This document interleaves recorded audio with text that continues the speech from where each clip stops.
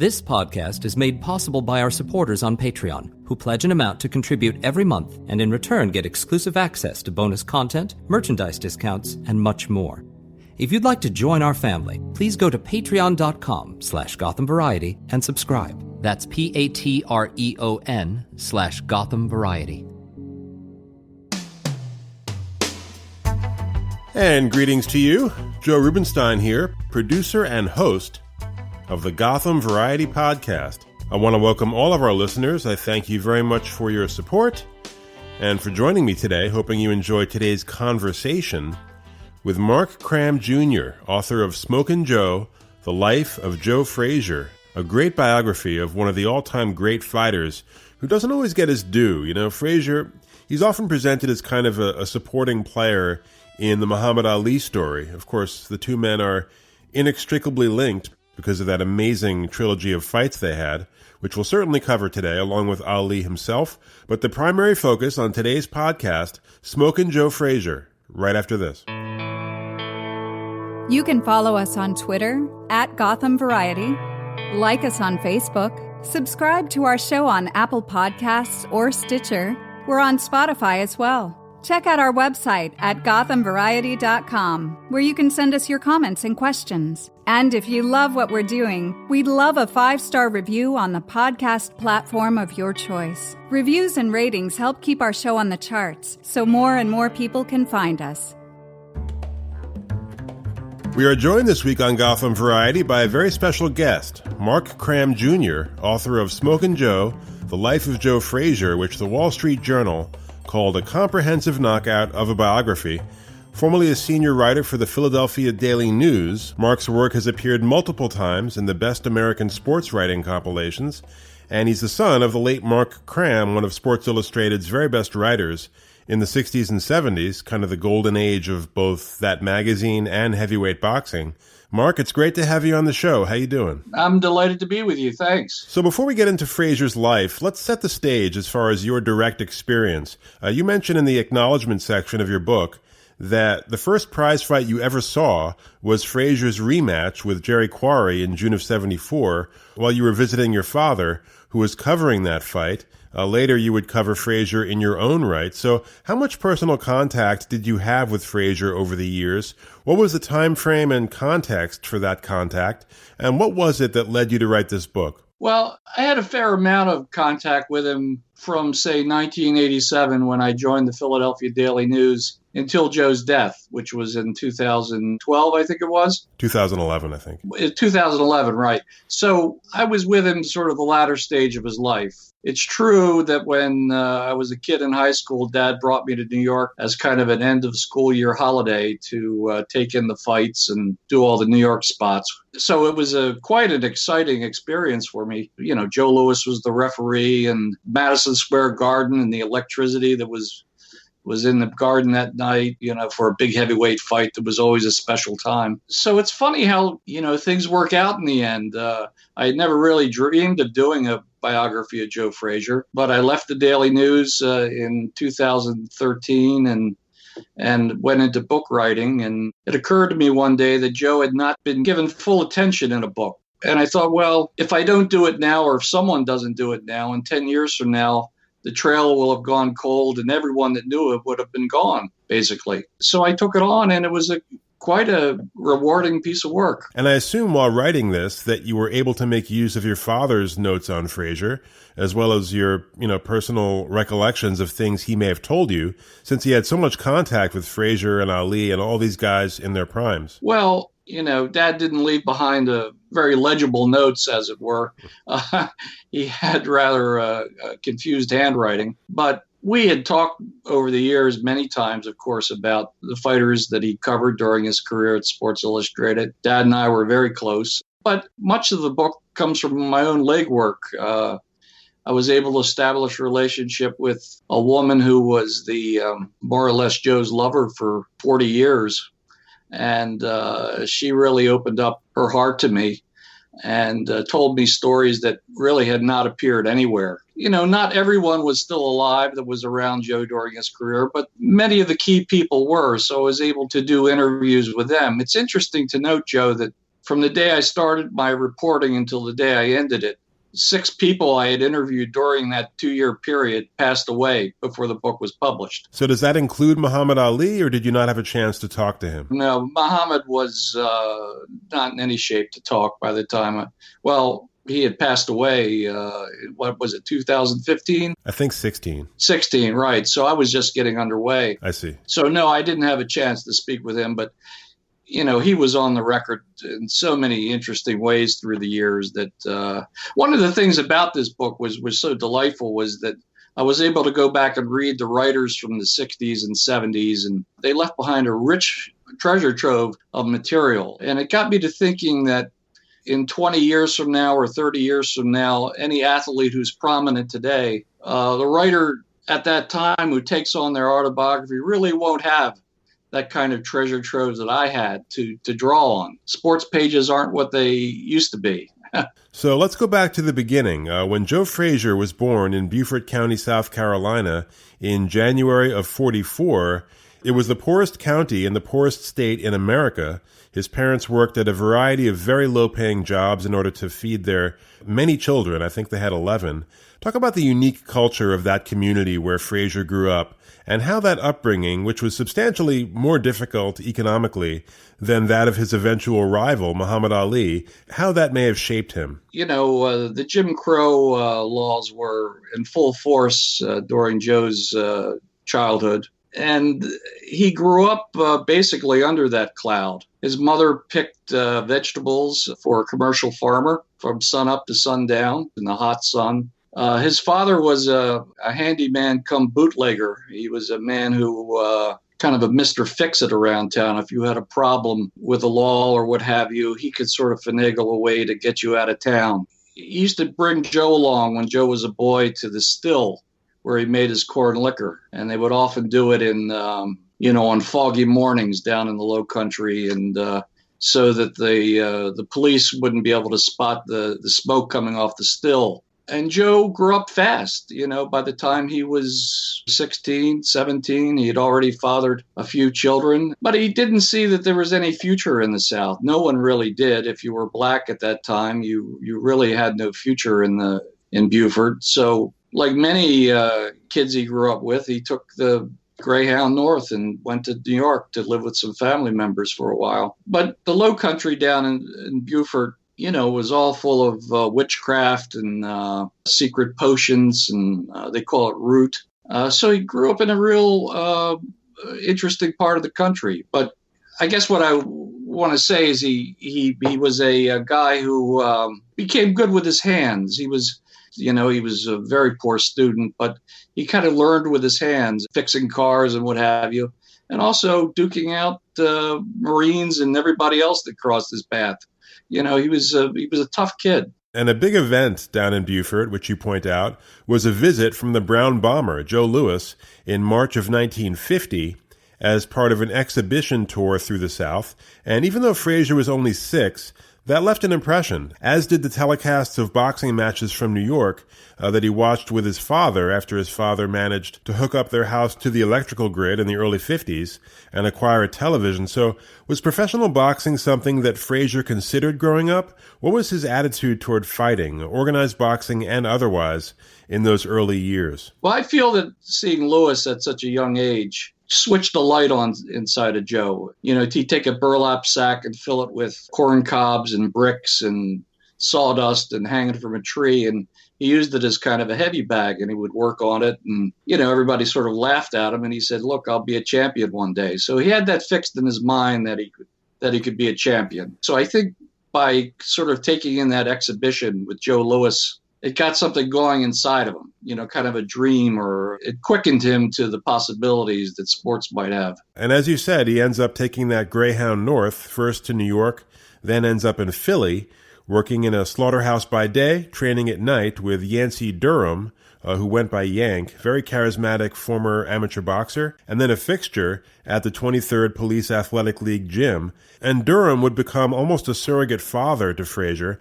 Talk about the relationship between those two men and those early years of Frazier's development as a boxer. Well, it was an interesting thing. He had gone from, as you say, he had taken the bus to New York to live with family members, and but he was at loose ends. You know, he had another friend from South Carolina. They were stealing cars and sort of selling them to junk yards and what have you for $50 a pop.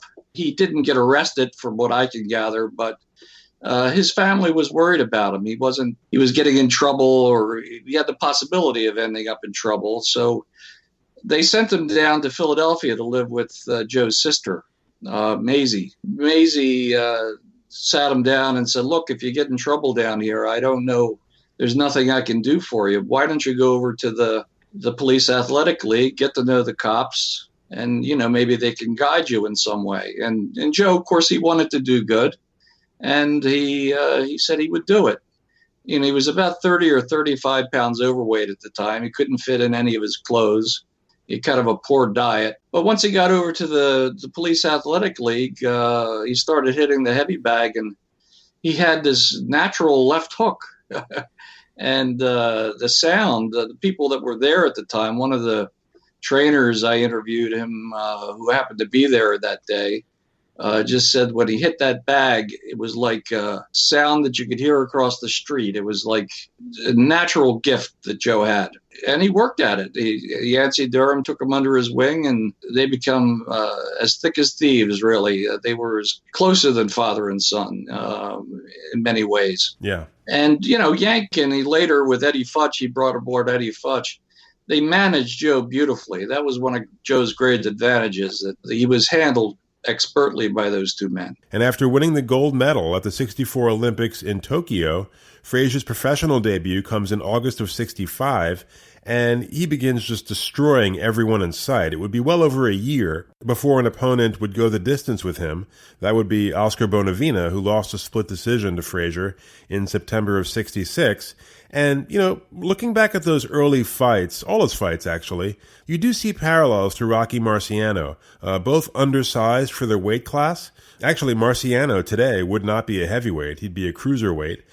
Both slow starters, commonly losing the first round or two. Relentless power, ripping body shots. So, Mark, with all that early success that Frazier had, did he and his people have their eye on a challenge to Muhammad Ali before Ali was banned from boxing in the spring of 67, and vice versa? Were Ali's people interested in a matchup with Frazier at that time? There was talk about it. In fact, they wanted to take the fight to Tokyo, but Yank was too smart to be led into that trap. He knew Joe wasn't ready for Ali at that point. He was going to fight Ali when he was ready to fight Ali, and he was not ready to fight Ali in 67. In fact, had Joe fought Ali in 67, it's my contention that, you know, we would have been deprived of that great trilogy, because I think Ali would have handled him quite handily. Yeah, I agree. So it's to our fortune as sports fans that Joe had that 3-year period to sort of put his game together a little bit better, you know? And by the time he stepped into the ring in March of 1971 against Ali, he was a full package, and he was not to be denied that night. No one was going to beat him that night. And before we get to that, let's talk about those 3 years when Ali was out of the picture. So the World Boxing Association, after Ali was banned, held an elimination tournament with 8 contenders to fight for the newly vacant heavyweight championship. That's a tournament that Frazier and his people elected not to enter. What was the thinking behind that, and how did that all play out? Well, Joe was already highly ranked. You know, he was already 1 or 2, and it was his logic. Why should he fight somebody that was number 6? His thinking was, or Yank's thinking was, let the other fellows sort of work it out, and he would fight the winner. And that's sort of how it came about. He fought Buster Mathis for the New York State Athletic Championship, and then he took on the winner of that tournament, Jimmy Ellis, and he dispatched him. So that's what I mean when I say that Joe was handled so expertly by Durham and Eddie Futch. Every move that they made was perfect. But you do get the feeling, watching Frazier's rise during Ali's exile, that the crown wasn't 100% legit. That, you know, anyone with eyes could see that the guys Frazier was dominating couldn't hold a candle to Ali. So, Mark, what was the general feeling in the media, the public, and with Frazier himself at that time toward his crown? Was there a sense of it having an asterisk because, through no fault of his own, he had never stood toe-to-toe with Ali? Very much so. There was an asterisk. There was the sense that he was an illegitimate champion, that until Ali lost the title in the ring, he was the champion. Ali certainly felt that way. Joe felt, well, Ali can't fight. Joe thought of himself as the champion. So that's what made the events of March 71 so thrilling, because you had two men who had legitimate claims to the title. And it's never happened before. So starting around this time was Frazier's involvement with musical performance. He put together a band in 68 called Joe and the Knockouts, for which he was lead singer. Never great, but he worked at it, took it seriously.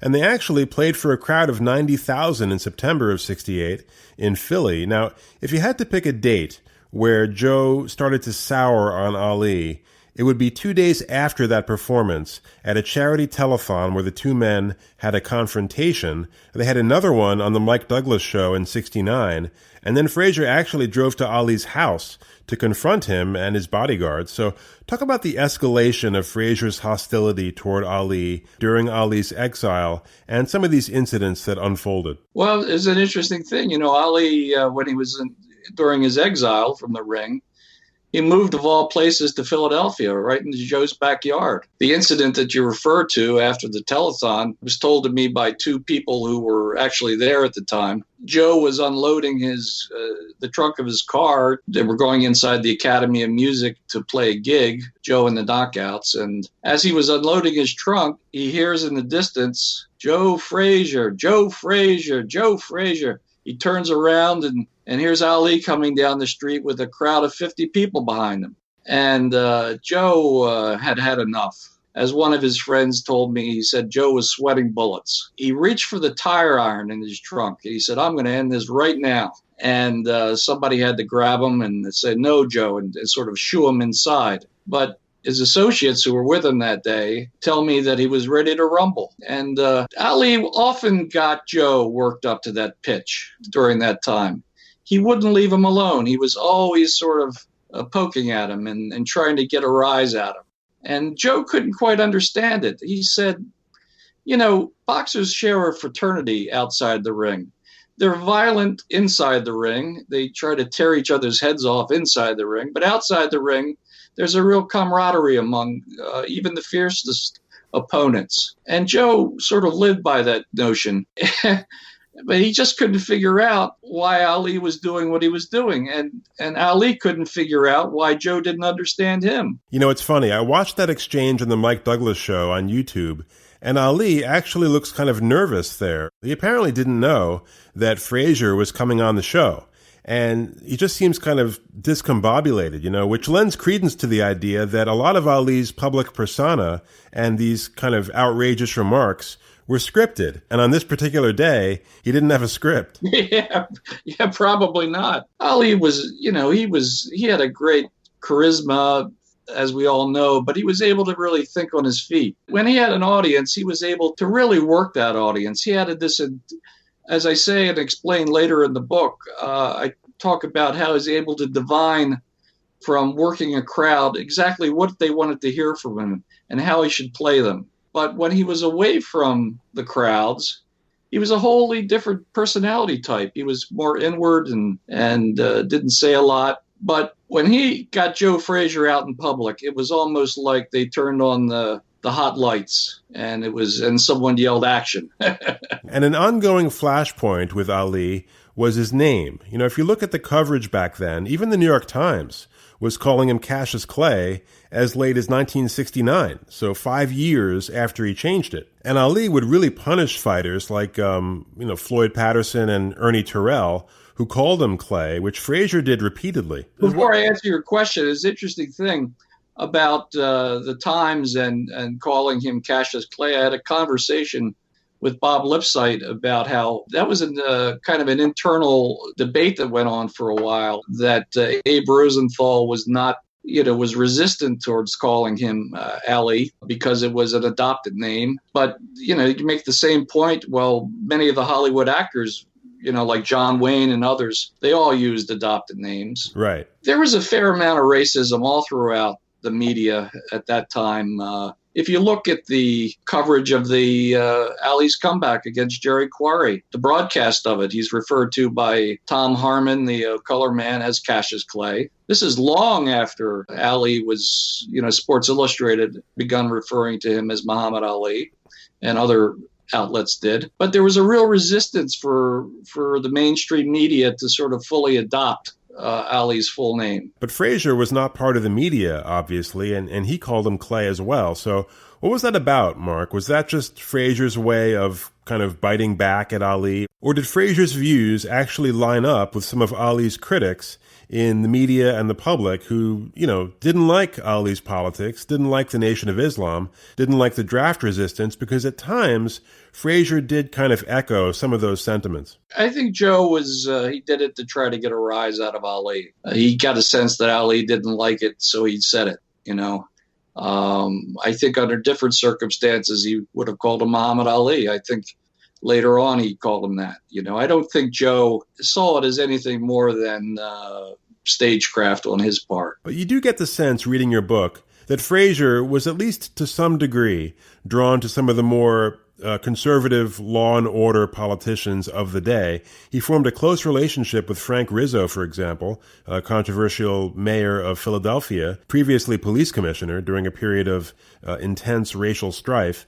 Frazier would also visit President Nixon at the White House. So what were Frazier's political leanings, if any, and how deep did they run? Well, he said that he didn't have political leanings. However, the record would seem to indicate that it was very right-wing. He was close friends with Frank Rizzo and Nixon. But my feeling is that Joe would have shown up for just about anybody, regardless of the party. I think it was strategic to befriend Rizzo, because in a city like Philadelphia, where there was all sorts of gangs and crime running free, it didn't hurt to have a relationship with the police commissioner and later the mayor. Right? Sure. I thought that Rizzo was sort of a firewall between Joe and some of the more unseemly elements in Philadelphia, and that was my sense of it. Joe was kind of simple in respect to the fact that if you liked him, he liked you, basically. He wasn't complicated that way. You did him a favor, he'd do you a favor, that kind of thing. He wasn't making any grand political statements by going to the White House and seeing Nixon or Rizzo. Now, it was taken as such by people. He sort of unwittingly became a foil for Ali that way. But I don't think he intentionally had that in mind. So that first fight with Ali at the Garden in March of 71, as you said, both undefeated, both legitimate champions. And looking at that fight again a few days ago, I think Ali probably could have used a couple more warm-up fights. He'd only had 2 since his return, and although he fought brilliantly against Frazier in long spurts that night, especially early, he did seem to get winded. He spent about 60% of the fight on the ropes, knocked down in the 15th and lost that decision, but it was Frazier who seemed to suffer more physical damage, at least in the immediate aftermath, to the point that his life may have been in jeopardy. Talk about that first fight with Ali, Mark, and Frazier's health crisis and hospitalization afterward. Ali had the fights against Quarry and Bonavina, whereas he handled Bonavina. It was a tough night for him. It almost as if Bonavina gave everybody a tough time. He was so awkward. And Ali against Frazier, he trained for a 6-round fight, which was not the smartest thing in the world. I mean, I think that he was not ready for Joe. He was not on top of his game. There's still a lot of ring rust left. And Joe was not going to be beaten that night by Ali. So much rage had built up in him over the course of the last 3 years that he was just a bomb ready to explode in many ways. And he really put a whipping on Ali. Now, he took some shots himself, given his style, which was sort of to take 3 punches in order to land 1. He was really in bad shape after the fight. He was in the hospital for 2 weeks, and blood pressure was through the roof. And, he was just sick, from all the punishment that he had taken that night. In fact, at one point, they had to more or less pack him in ice when he got to the hospital. And his friend Joe Hand, who was with the company that managed him, stayed with him and said that they were afraid he was going to lose him that night, after the fight. But if you step back from that event, you see two guys put forth every last ounce of resolve that they had within them. And it's what makes it such an amazing sporting event. Will be remembered forever. They left it all in the ring. There's no other way to put it. Yep, it was always a perfect matchup with those two.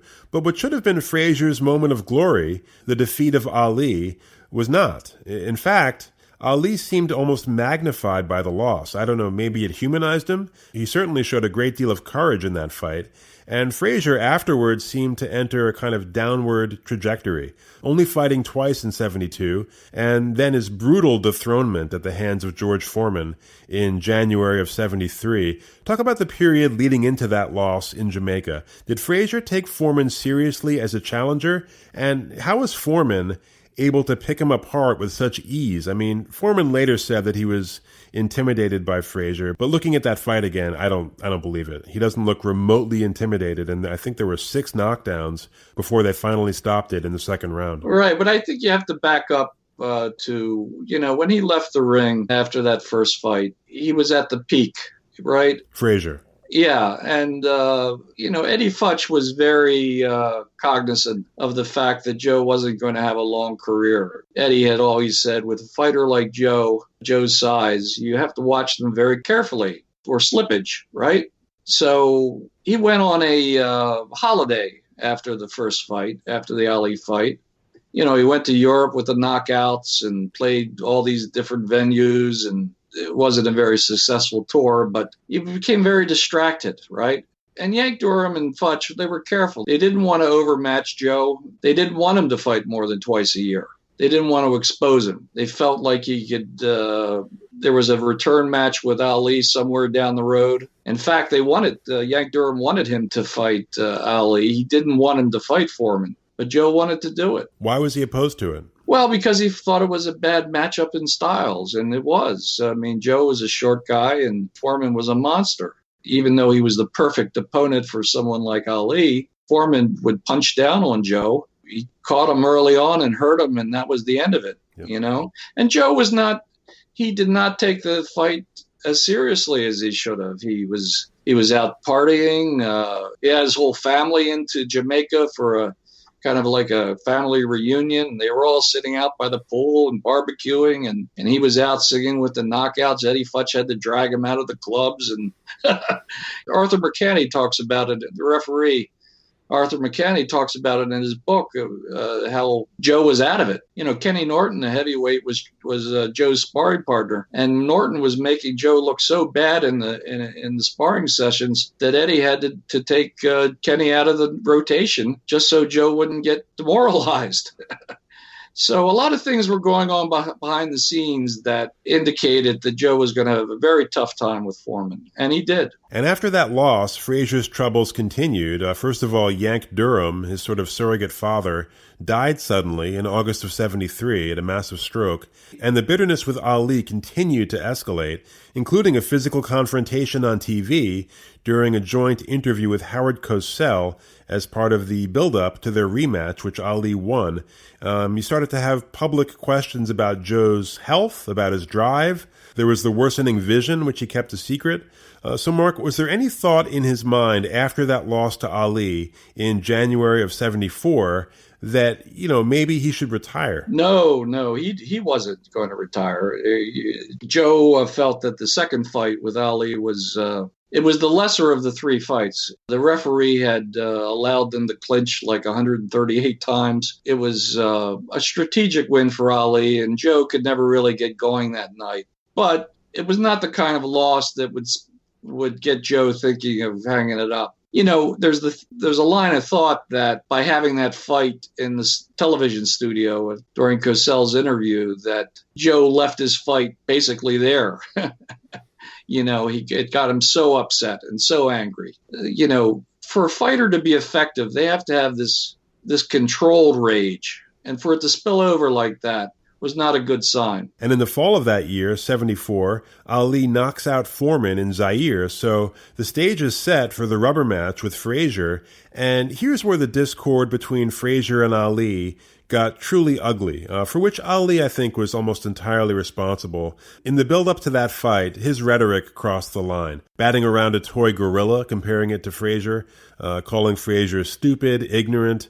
There was a prank in Manila where he pointed an unloaded gun at Frazier that could have easily gone bad. Talk about the nastiness and bad feelings leading into that fight in Manila, which the media kind of laughed about by and large. Think about, Joe, how that would play today. It would not go over at all today. But back then, it was considered amusing, right? Although Joe didn't find it amusing. Joe was actually furious with Ali. But I thought it was interesting. If you read in the book, there was a scene that took place at Ali's camp where he's, oftentimes he'd have 100 or so people come in and sit while he was training.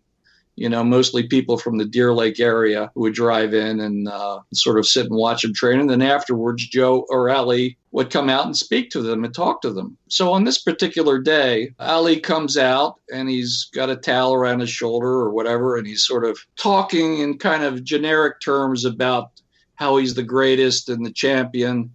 And the crowd's just sort of sitting there on their hands. They're just sort of, he hasn't gotten them going yet. And now Ali's starting to poke around. He can see that the crowd's not into it. And then he starts talking about how ugly Joe is. And as soon as he says that, the crowd absolutely comes alive. And it's a really interesting scene, I think, because it shows you how hungry fans were for red meat. And Ali threw it at them. He called him a gorilla. He said he should be a poster boy for the National Wildlife Federation.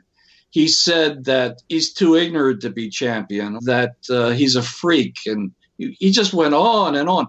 And as Ali heightened his rhetoric, the crowd even became more frenzied. But you could really see how he was using Joe to win this sort of applause and approval. That was his playbook, right? He went back to it again and again and again until reporters like my father became bored by it. I mean, my dad spent so much time around Ali and found that if you saw it for the first time, maybe it was something that you'd find really kind of fascinating and interesting. But if you saw it for the 50th time, it got to be very, very stale. Well, not only stale, but, there's an element of narcissism to it where it doesn't seem to me that Ali considered the impact of what he was saying. Oh, no. And he deceived himself to thinking he was selling seats. He was whipping up interest in the fight. And Joe said, we don't have to do this. This is ridiculous. This fight's going to sell out anyway. But Ali had this kind of global sense that he wanted to make it as big as it possibly could be. And he was employing Joe in that way to put everybody on the edge of their seats. And that fight in Manila, man, to me, that's the greatest boxing match ever. It's a fight that Ali would later liken to death. I think you say in the book the temperature in the ring under the lights was 114 degrees. And Ali dominated the early rounds. It was very one-sided at the beginning. It almost seemed like maybe it was going to be a short night until Frazier came on very strong in rounds 6 through 10, at which point 2 of the 3 scorecards were even, but the last 4 rounds were something else entirely. What happened in those later rounds in Manila, Mark, that caused Frazier's trainer, Eddie Futch, to stop the fight, which was a heroic act, in my opinion? Well, and I agree. The last third of that fight, Ali truly proved his manhood that night. I mean, in those rounds, I mean, he was about ready to go himself at the end of the 10th. And somehow he pulled it together and he started catching Joe. And Joe was, one eye was closing up from damage and the other eye he was blind in, more or less. His vision was very, very poor. In fact, I was talking with his ophthalmologist. His ophthalmologist was sitting across the other side of the world in Philadelphia and saying, he was looking at how Joe's face had been battered, and he was saying, he was the only one that knew that Joe couldn't see the punches coming at him. By the end of the 14th, he wasn't picking up anything Ali was throwing at him. He was just feeling his way, and Eddie Futch saw that, and he told Joe he was going to stop it, and Joe protested, and he said, you haven't seen his punches in the last 2 rounds, but it makes you think you're going to see him in the last round. So Eddie stopped it. It was a act of moral courage, in my view, one that Joe did not accept for quite some time. Nonetheless, Eddie had seen 7 fighters die in the ring, and he didn't want to see Joe become the 8th. In fact, before Yank died, he had told Eddie, "Take care of my boy." Well, that's what Eddie indeed did. He took care of his boy, Yank's boy, and that was that. And after that fight, Ali was actually quite generous, at least by his standards, saying, quote, "I always knew Joe Frazier was great, but he was even greater than I thought he was. I could not take those punches he took tonight," unquote. And for the first time of many over the years, he tried to apologize to Frazier through an emissary, Joe's son Marvis. This was not accepted by Frazier. Talk about the evolution of Frazier's attitude toward Ali's apparent repentance, an attitude that seemed to congeal into a kind of corrosive bitterness on Frazier's part, especially around the time of the '96 Olympics where Ali lit the torch in Atlanta. It's my view that Joe's feelings about Ali waxed and waned all those years. One moment he was ready to hit him with a ring post. The next moment he had more of a charitable view about Ali. Right after the Manila fight, it's interesting to note that Ali could barely move. He was sitting in a chair, and he could barely move. His body hurt so much. While Joe was down on the dance floor with the knockouts, dancing and singing, and just sort of fully in his element.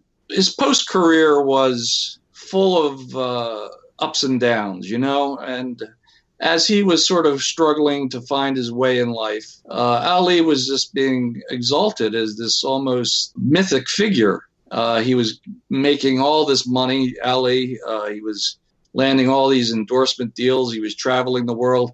Joe was as well. He was doing fine himself, but I think he resented the heights to which Ali had reached post-career. I think there was some of that.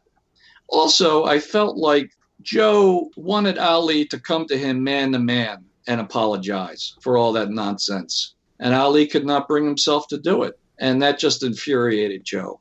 And it's interesting how, to me, that 2 men who were so courageous inside the ring, outside the ring, would have this kind of come between them. This sort of, say, lack of courage to man up and sort of settle their differences. And so it went on for quite some time, and it was always played up in the press. And Joe said some terribly unfortunate things about Ali. It all wasn't one way, I mean, it wasn't, even as Ali was trying to hand an olive branch out, Joe was saying things like at the '96 Olympics in Atlanta, how he would push Ali into the flame if he could. And if we were twins in our mama's belly, he would reach over and strangle him. And, he had a lot of fury and rage in him. Well, probably the worst was that Frazier seemed to take an almost perverse pride in Ali's deterioration. Like, look what I did to him. Yeah, look at him. He told me that himself, personally. I'm not the only one he told it to, but I remember sitting in his gym. He said, look at him and look at me. Who do you think won the fights? Now, that's pretty... It's pretty ugly. And he blamed Eddie Futch for a lot of years for stopping the fight and depriving him of his chance to beat Ali in the rubber match. Had he beaten Ali in the rubber match, think how history would have changed, right, Joe? How would we think of Ali? How would we think of Joe? Would they have fought for a 4th time? And if they fought for a 4th time, would they have fought for a 5th time? I mean, all these questions come up, right? Well, maybe. I mean, looking at that fight again, Frazier was more or less helpless at the end, with Ali really just hitting him at will. And it's hard to picture Frazier knocking him out there, which he would have had to do to win. Right. That doesn't mean he didn't think he could have.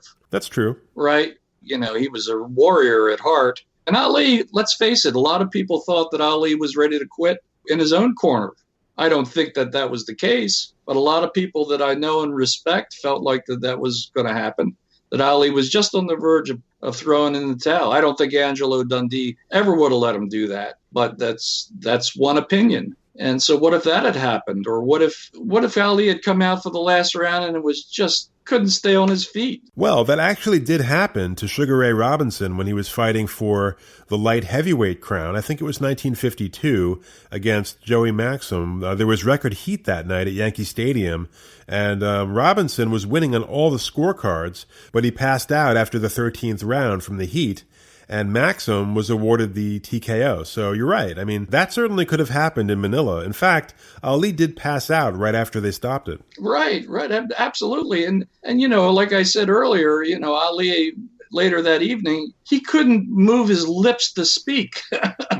Dave Anderson went to see him. I talked to Dave before he passed away, and Dave said he went up to Ali and every organ in his body had been battered. Every organ. Couldn't move. So if he comes out for the 15th round, well, we know Joe's in bad shape, but what kind of shape is Ali in that 15th round? Now, just shifting gears for a minute, you tell some stories in the book that show Frazier's Good Samaritan side.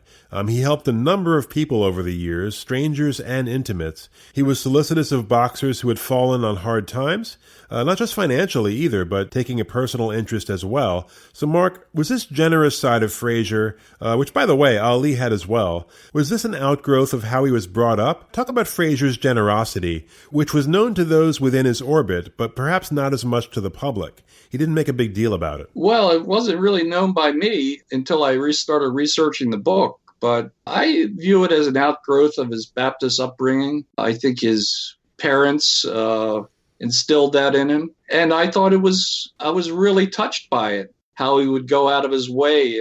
And if someone was stranded on the side of the road with a flat tire, he would pull over and change the tire for them. Or he would perform all these different kindnesses just because they needed his help. There was one story in the beginning of the book, how he stopped in the middle of Broad Street and picked up a legless man on a cold December day, drove him home and reached into his sock and gave him $200. This was right before Christmas that year.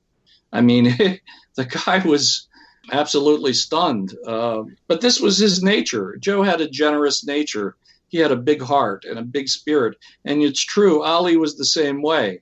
We'd never heard a lot of those stories because Ali and Joe didn't really want them out there. But these are the kind of men they were.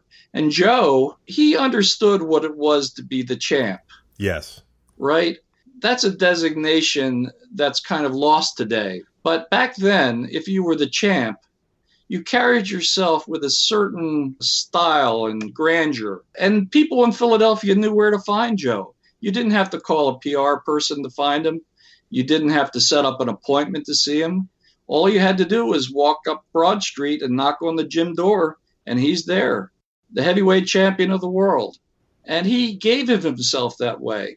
And I think that's the truly remarkable thing about Joe and Ali, the way they were accessible to people. And that's why they had so many fans, who, by the way, are still at war with each other on the internet, 50 years after the fact. Yeah, and there's an incredibly moving sequence at the end of your book that I think I told you off the air actually brought tears to my eyes about the possible healing of that bitterness between Frazier and Ali, an evening during the 2002 NBA All-Star Weekend.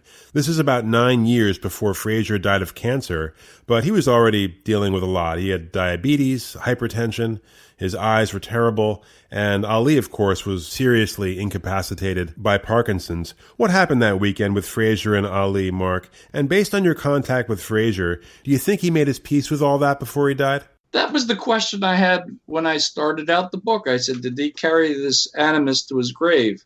Or did he find a way to redeem that animus into some sort of positive force in the world? And it was very near the end of my research and writing that I came across this story.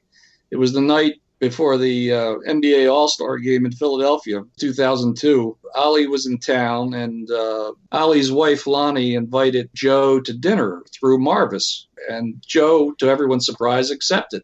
And he came up to the hotel suite, and they hugged it out. The two old warriors sat at opposite ends of the table, and all of a sudden, out of the blue, Ali, in his incapacitated state, he starts saying, "Joe Frazier, Joe Frazier, Joe Frazier, I want the gorilla." And Joe drops his knife and fork and he says, "Here, we just settled this out. And now I got to whoop your ass again." That's great.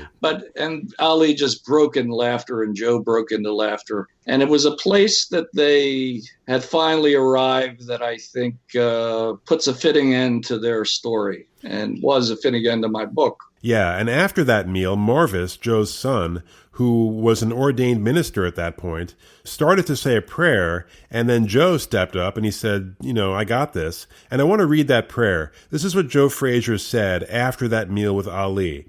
"Dear Lord, we have forgotten and we have forgiven. Please heal this man because he has given so much to the world and he has grandkids and babies, and it's time that he can really enjoy his life. So please do whatever you can to make this man right again." Which I thought was a very nice prayer. Right. Well, I think Joe spoke from the heart. And I think in this book, that's what I tried to get at. I wanted to get at Joe's heart. Who was he? He was a man that was beyond his accomplishments. There was a person there. There was a good, as I say, he was not a perfect man, but he was a good man. And I think that I would like history to remember him as such. All right, final question, Mark. When you look at Frazier's career, where does he fit in as far as the pantheon of 20th century heavyweights? And what is his ultimate legacy, do you think? Well, that's a barroom discussion that will go on forever. I saw a recent list on the internet where some fellow put up the top 25 heavyweights of all time, and he didn't have Joe mentioned. Oh, that's crazy. Come on. Come on. So everyone has their own view of this sort of thing. I tend to think that on a given night, Joe was as good as it gets. That night against Ali in Madison Square Garden, that first night, he would have beaten anyone. Now, the record would indicate that he'd probably be somewhere down in the lower half of the top 10, perhaps. But that doesn't really tell you what kind of heart he had as a fighter. And if you're just saying fighters with heart, I'd say he's in the top 2 or 3. And maybe even number 1. The book is called Smokin Joe, The Life of Joe Frazier. Pick it up. It's a really well-researched, beautifully written book about an incredible athlete, an inspirational athlete, in my opinion, full of insights and anecdotes that we didn't get to today. Mark, great work here. Thanks so much for being part of the show. I really appreciate it. Thank you, Joe. You're very kind. I appreciate it. All right. We'll come back. More Gotham Variety in just a moment. Your feedback is important to us on Twitter @Gotham Variety, on our Facebook page, or you can email the program, joe@gothamvariety.com. Really, however you'd like to engage with us, we love engaging with you. And if you'd like to join our family and get exclusive access to bonus content, please go to patreon.com/GothamVariety and subscribe. And that'll do it for this week's episode of Gotham Variety. Don't forget to check us out and subscribe on Apple, Stitcher, or Spotify so you don't miss a single episode. Thanks so much for joining us. Take care. If you're locked down, as I am, try not to lose your mind, as I am. And we'll see you soon.